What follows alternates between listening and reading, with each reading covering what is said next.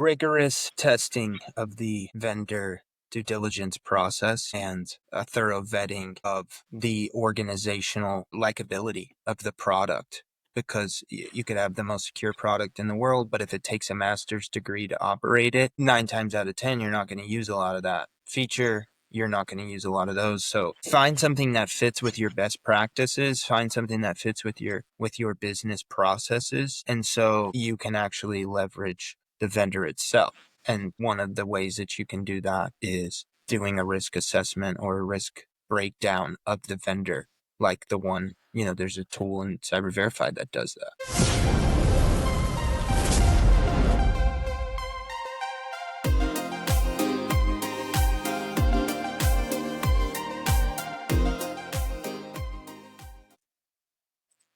Hey, Chris, Kyle, welcome back to the MSP Zone. We are going to talk about I'm going to warn everybody right now.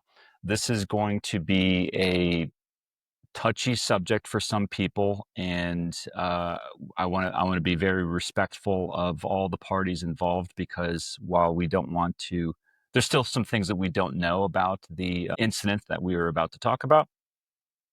It is a important topic that not only do we have an obligation to talk about, we have a right to talk about it. We have an expectation in our profession to address these types of issues in the public, and so that there could be full disclosure. And we are going to relay to you things that we know, things that have been disclosed publicly through articles. Mostly, I don't think there's any press releases. There've been one press release, but mostly articles and inbound emails and communications from our members at MSP Alliance, MSPs, telling us what they know, what they have experienced. So their firsthand accounts, we will relay those to you, and you can make up your own mind on these issues. But at the end of this episode, what we hope you will have is a very good grasp of the issue of remote access tools, what the vulnerability is, what the attack vector looks like, why it is going to probably continue to be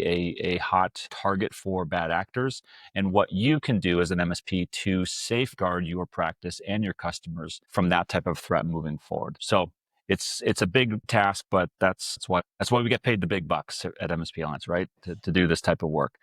So Chris and Kyle, this starts with ConnectWise Screen Connect, which is a remote access tool used by MSPs. In the unlikely event that there are some people out there who don't know what a remote access tool is, Chris, I'll start with you. What is a remote access tool? Yeah, Charles, thanks for having me. Good to be back. I think for the high level is the MSP is managing organizational data. They need to go in and configure settings on the endpoint or access the organizational data from their home network into the computers that the client's using. They're going to use a remote access tool for that. I hate to call it a convenience tool, because it's not. It's a necessity, right? Otherwise, the MSP would have to send out people on site, which would, to some people out there, might sound like that sounds much better. Why not do that? No one would do that because nothing would get done, right? I mean, these are necessary tools. Yeah, it's the modern approach to desktop support in that virtual world. Okay. So Screen Connect is a fairly common tool used by a lot of MSPs. It's not the only tool out there. There are certainly many others. But recently we learned that there was a security incident that was addressed through a patch. And it looks like there was a CVE -1709. You can go look it up on the CISA website. And from all accounts, it looks like ConnectWise did in fact patch it and took some measures to change whatever the vulnerability was, so that those environments, those MSPs using Screen Connect, would be protected. Now, it brings up a whole host of issues, and here's where we're going to depart from what was publicly stated out there to what we are hearing from MSPs, which is this appears to be a vulnerability that hit last year, sometime in August, and the vulnerability was patched sometime this year, which begs the question, why the delay? So again, there could be many mitigating circumstances, so I don't want to get on ConnectWise for doing anything. But I'm just saying what the MSPs are telling us is, hey, we would have loved to have known a lot sooner. And there's a trust issue that MSPs have with their vendors, including ConnectWise, that demand a certain amount of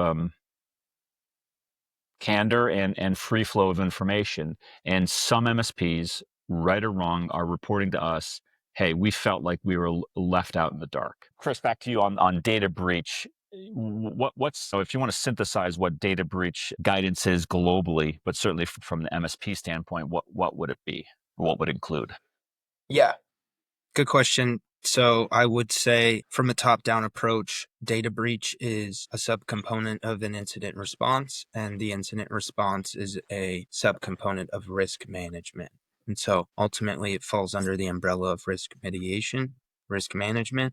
And so the data breach procedures that the MSP or the organization utilizing the ConnectWise tool would include if a incident were to occur using this tool, involving this tool, or around this tool, the procedures would unfold so that they would have basically the who, the where, the what, and the why.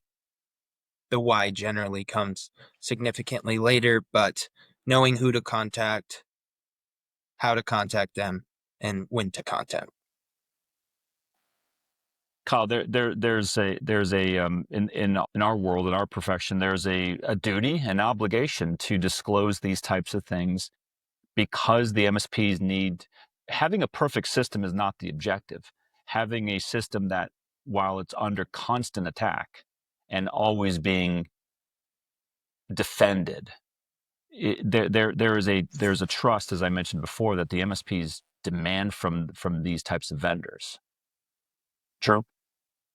Yeah, absolutely. A trust between the MSPs and the vendors, and also a responsibility of the MSPs to be aware of these types of incidents, make sure they're taking a proactive approach to it, and informing their clients that "Hey, this is a known issue. This is what we've done to make sure you guys aren't impacted," and maintain that trust between the MSPs and their clients. Yeah. So I think we're going to learn a lot more about this. And again, we don't want to pile on to ConnectWise. They're a good company. They're a necessary company. They make necessary tools for MSPs, and their technology has been around for decades. So again, this is not an indictment on what happened to them, but we're relaying this, and we're trying to communicate this because there are MSPs, or there are new wannabe MSPs out there who are using tools like Screen Connect and other remote access tools that need to be aware of proper usage, proper configuration and deployment of a remote access tool in a managed services environment. Because if you do it in the wrong way, you can really do bad things, and that's obviously something we don't want to see happen. So Sure. let's get to Chris. We talked about MSPs are not going to stop using remote access tools because it would destroy cybersecurity as we know it. It would destroy IT management techniques that we've been using for the last 20 plus years. What are some of as we advise MSPs going through certification or audit, through Cyber Verify, what are some of the best practices that we would see and recommend to an MSP using remote access tools?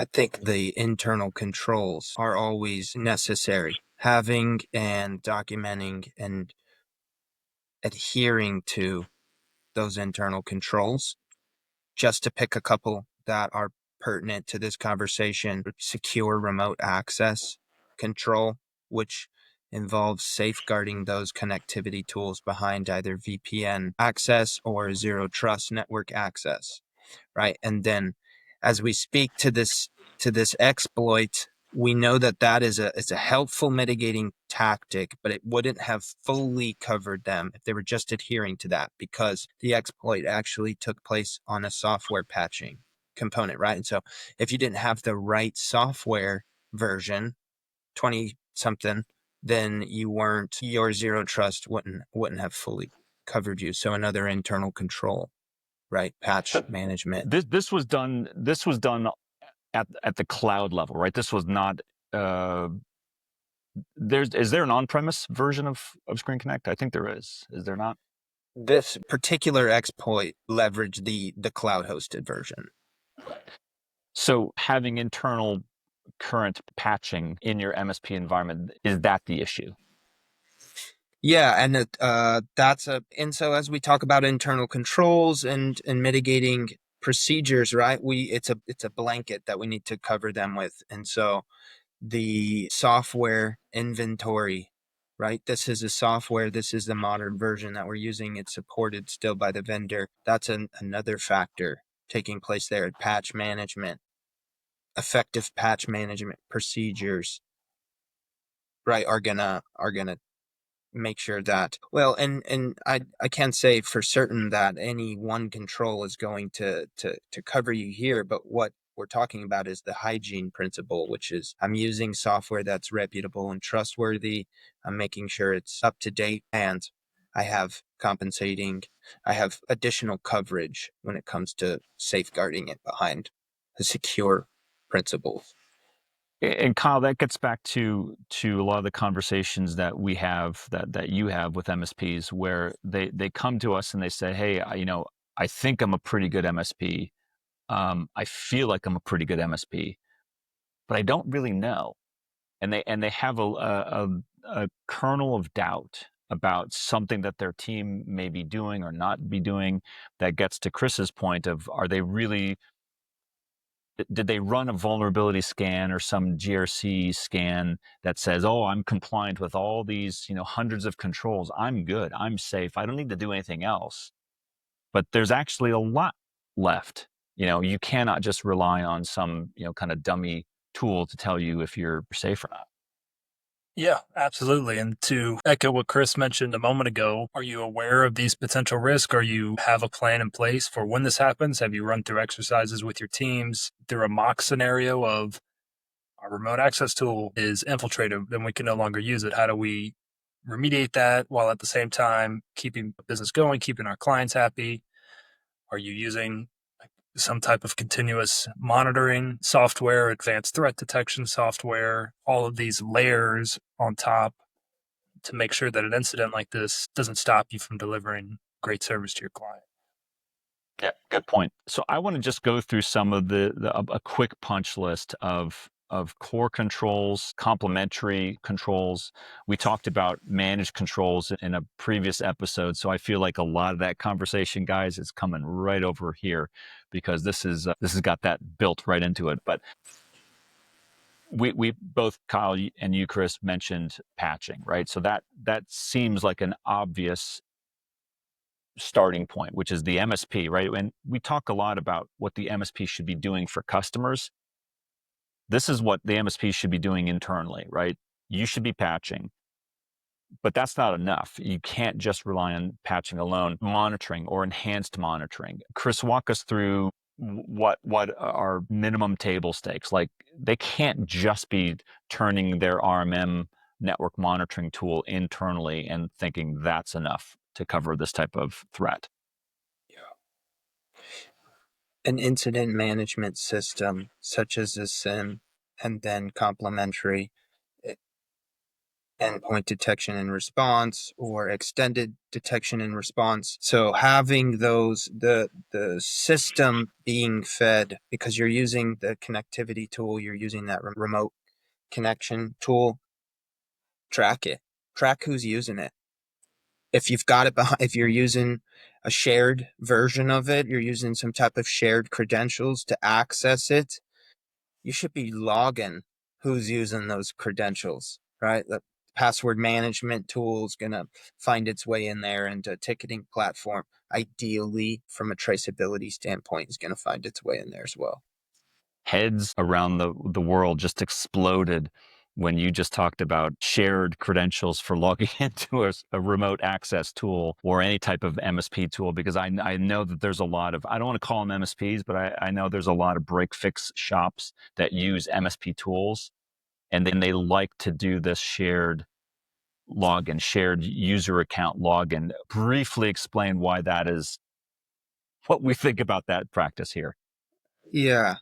Look, sometimes you can't avoid it. And if you need a break glass in case type of an account to get you out of a sticky situation, then be cognizant of that as as a leader of your organization. The strategic alignment and the strategic planning should include risk mitigation for shared accounts and putting additional controls around shared accounts. We know they're unavoidable in some scenarios, but talk about it. Don't just have it and then not address it on an ongoing basis. Continuously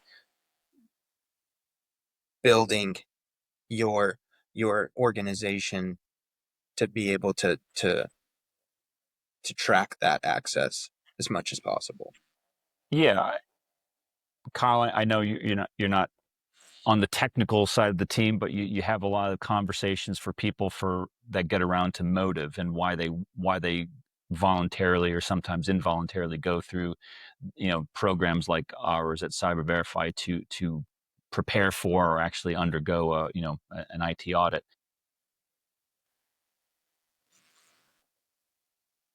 There's a lot of legacy behavior, is there not? Where you may have a CEO of a company that says, you know what, I'm bought into managed services. I get it. I want more. I want my company to be more in the MSP camp than not. But I've got some key people that might be doing things that Chris just described, right? And they don't know it, or they are unwilling to acknowledge it if they do know it, but they just are unwilling to kind of step into the 21st century into a more modern cyber hygienic mode, whether it's using shared accounts for remote access. Dangerous, yes. You want to talk a little bit about what your experience is with some of those types of companies? Yeah, I guess in that example, the company that was formerly a fix consulting type company moved more into managed services. Maybe they went out, they did a great job with their vendor risk management. They made sure that all the tool that they were bringing into their environment were secure and compliant.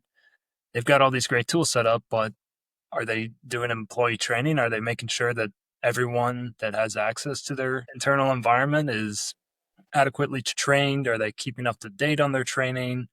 All these different components play a part in keeping your business secure and ultimately your client secure as well.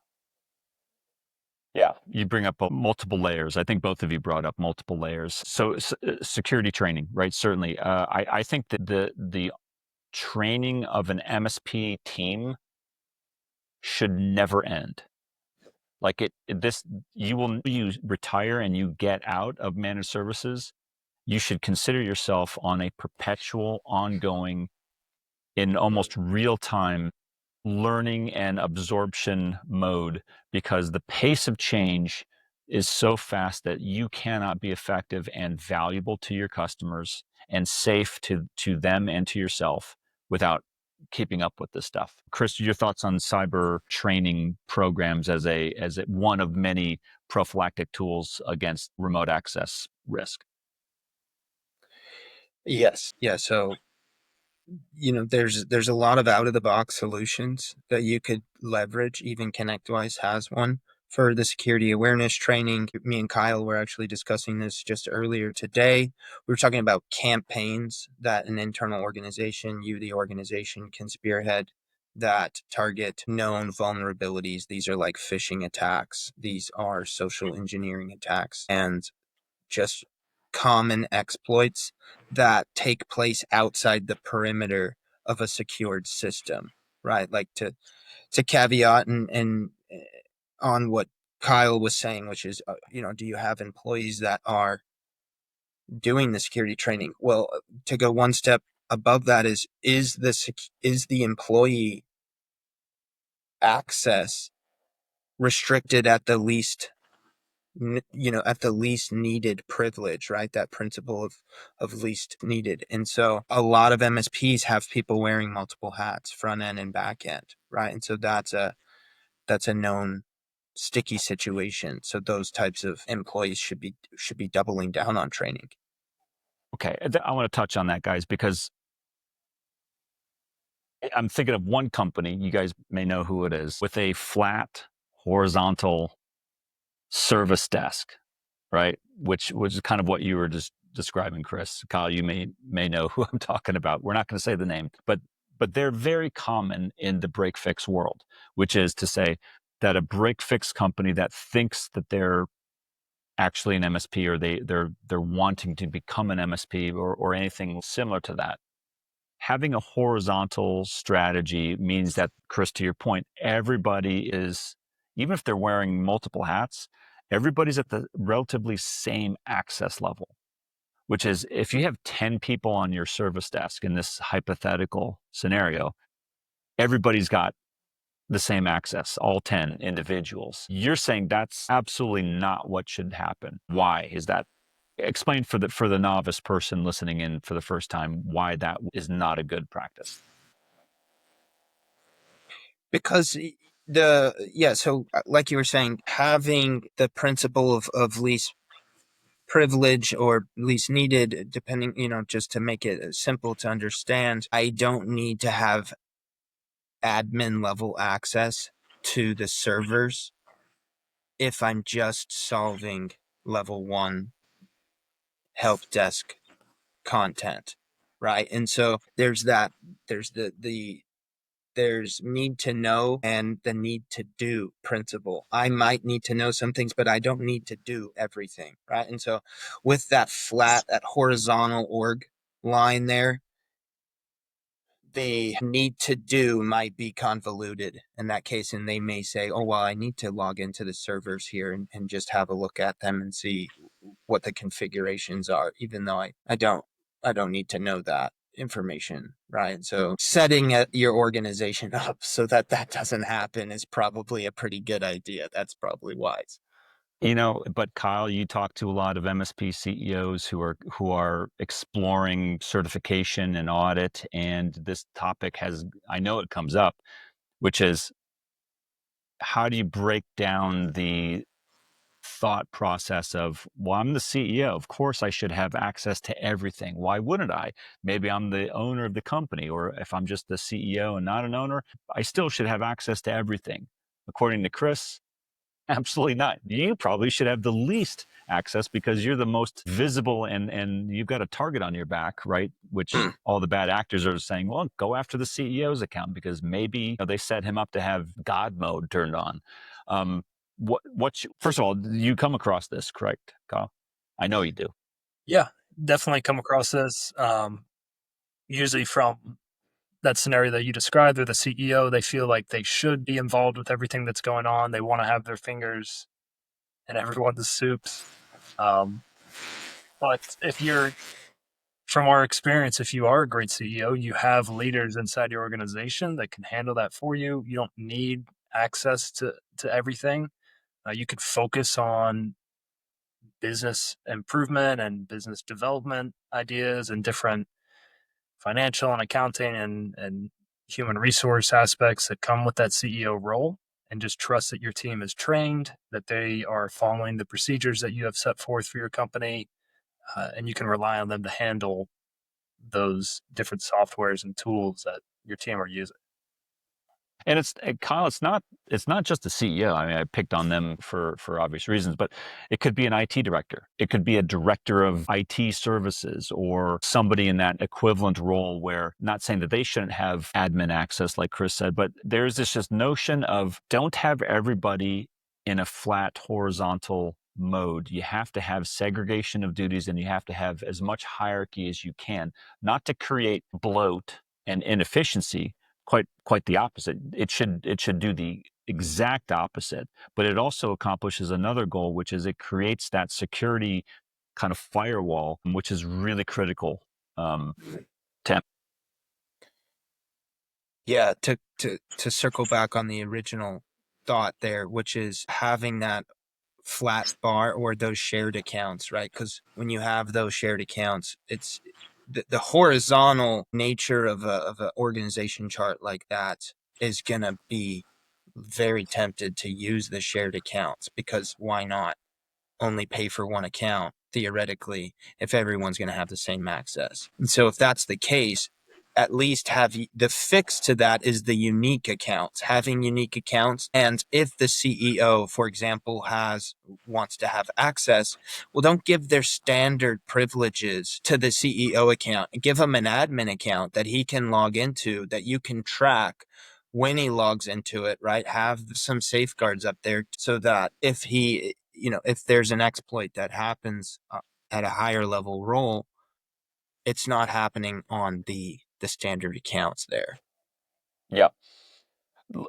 Good advice. Let's talk about multiple layers of security to protect against this. We're not just talking about keeping your remote access technology behind a firewall, behind a VPN, having it very limited, right? All fundamental, common sense, certainly, and deeply embedded in the UCS, right? Our professions, for MSPs framework for MSP excellence. Let's talk about monitoring, right? You should be backing up certainly all of your data, MSPs, but you should also be having multiple monitoring tools. Chris, not just an RMM, but an RMM and maybe an MDR, EDR.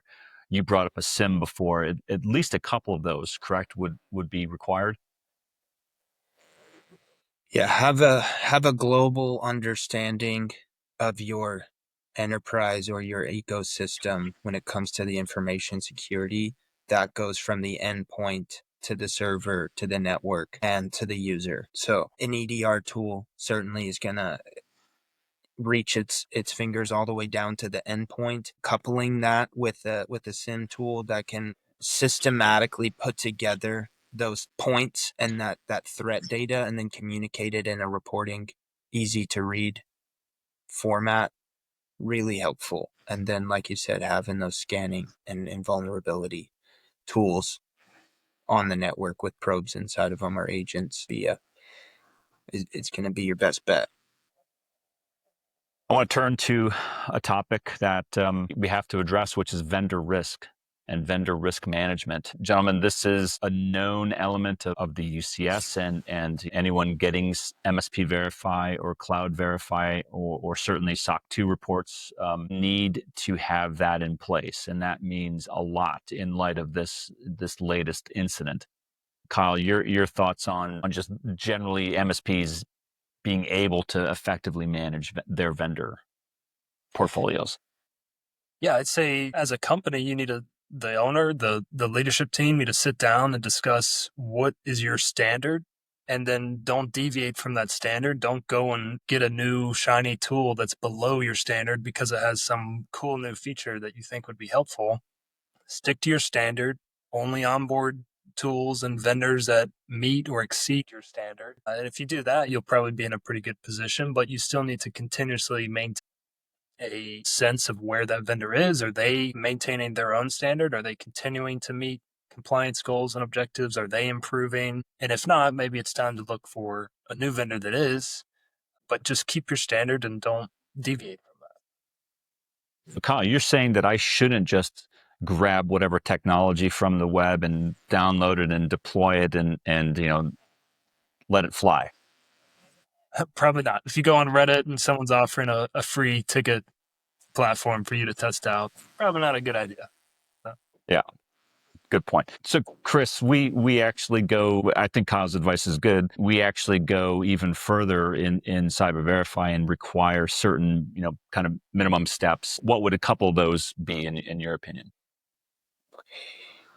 Rigorous testing of the vendor due diligence process and a thorough vetting of the organizational likability of the product, because you could have the most secure product in the world, but if it takes a master's degree to operate it, 9 times out of 10 you're not going to use a lot of that feature. You're not going to use a lot of those. So find something that fits with your best practices, find something that fits with your business processes, and so you can actually leverage the vendor itself. And one of the ways that you can do that is doing a risk assessment or a risk breakdown of the vendor, like the one, there's a tool in Cyber Verify that does that. Good points. I don't want to speak because I don't know precisely, but I would say this. I have noticed certainly over the years, and I don't know if it's necessarily changed, but I would say that technology companies that make tools for MSPs, where they have multiple tools, like not just one, but like many, like maybe half a dozen or more. The audit or certification that those companies have can, in some ways, and I've seen them in the past, not too distant past, where the audit or certification covers one very small, narrow aspect of their business, which I might describe generically as their cloud infrastructure. But it doesn't go as deep as to say, hey, we've actually tested this remote access tool, this MDR tool, this backup tool, whatever, right? And so it leaves kind of those elements out there, and I don't want to say exposed, but unreviewed from an external standpoint. First of all, does that make sense, Chris? And can you describe for the listeners out there what that practically means in their vendor due diligence? Yeah, absolutely. So it's undoubtedly the security of the security when we're talking about these tools, cloud-based vendors, they will adhere to the security of the cloud, and so a lot of that unfolds in using a cloud-based infrastructure that's already secured, something like AWS or Microsoft or Google, and so they can put a lot of that risk mitigation to just saying, hey, we're doing what we need to do by using this tool that has a compliance report, right? And so, but it's not focusing on security in the cloud as much. And so when you're when you're going through those vendor due diligence or those vendor security assessments that they're filling out before you onboard a new tool that you're going to potentially put sensitive data into or customer data into, then you want to make sure that once the data goes into the tool, it's still secure, right? It's that perimeter conversation that we were talking about earlier. Yes, the perimeter is the fence post is very tall and it's very sturdy, but there's a front door and it's left wide open all the time, right? And so just a conscious decision of vetting through the compliance and the trusted partner protocol there. Yeah. Kyle, I think Chris brings up a really good point of the third party nature of different tools having different levels of risk, right? And so that has to be part of your ongoing vendor management. You have to be aware of what those are. A great example is I'm not aware of anyone who's ever been breached by a ticketing system, right? I mean, a ticketing system has data in it, right? It could leak data, but it's not going to be used as an exploit or a jumping off point necessarily like a remote access tool would be, or like a backup tool would be compromised. But it's the obligation of the MSP, Colin, I think you said that earlier. They have to really be comfortable with the vendors they're bringing to market and be able to defend that to their customers. They do, absolutely. They have to be aware of the vendors. They have to continuously educate themselves as well and be aware of the risk, the ever evolving risk that continue to come out. There's a lot of ways to do that. There's like CISA has a great threat intelligence feed that you can subscribe to. If you're subscribed to it, make sure you're actually reading the emails and not just deleting them whenever they come into your inbox. There's different ways like that you can stay informed. You can continue your education, as you mentioned earlier, Charles, and you can just stay ahead of the evolving cybersecurity threats. Let's talk about the overreaction potential here. It wasn't that long ago when the CrowdStrike incident happened, and there was a notable but also split verdict from the MSPs where some of the MSPs were like ripping out CrowdStrike, take it out, because customers were freaking out about it. They were reading it on the front pages of non-technical news websites, and they're saying, "Oh, why do we have this at work?" And they call their MSP on Monday morning and they say, "Take it down." And then you had another group of MSPs saying, no, we're not going to. It's either we weren't hit or this is still a good product and we're going to keep it in place.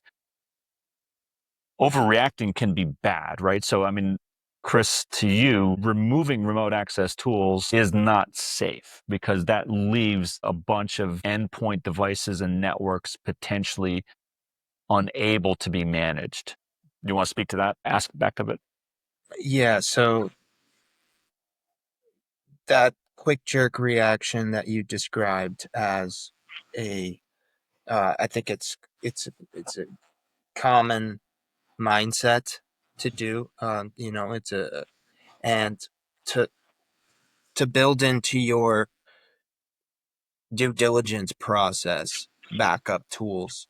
If you've got you know, if you've got a tool that is you're relying solely on to perform a secure control, like remote access, management of endpoints, or management of the customer system, at least a back of the envelope backup plan is a good contingency plan to have inside your risk management strategy. ISO does a good job of requiring backup tools. It's really comes down to that supply chain, having a secure supply chain instead of ripping it out and just figuring out what to do next.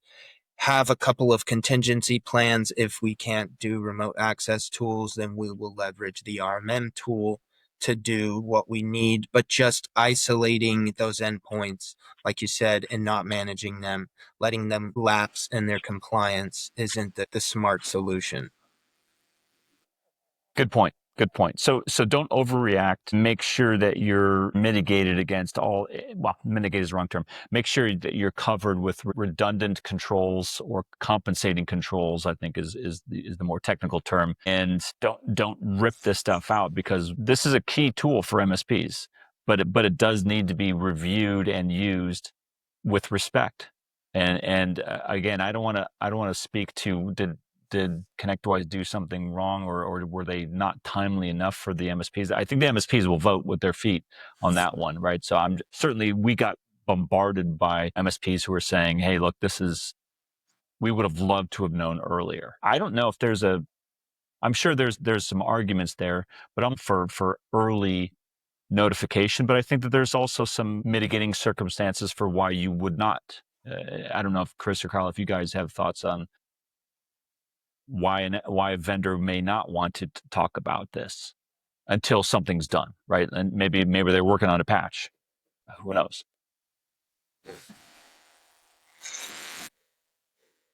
Yeah, I would just say that for the transparency component of that, right? Like, we do a good job of making sure that transparency is the forefront of part of your maturity process, right? And so as a vendor, if you know, well, I won't go from the vendor aspect, but as an MSP, if you're having this exploit with ConnectWise tool and you know that a certain set of customers, you're not doing any form of remote access or infrastructure management for them, it's just consultative or project management services, they may not be privy to that discussion. And so that you don't need to have it with them.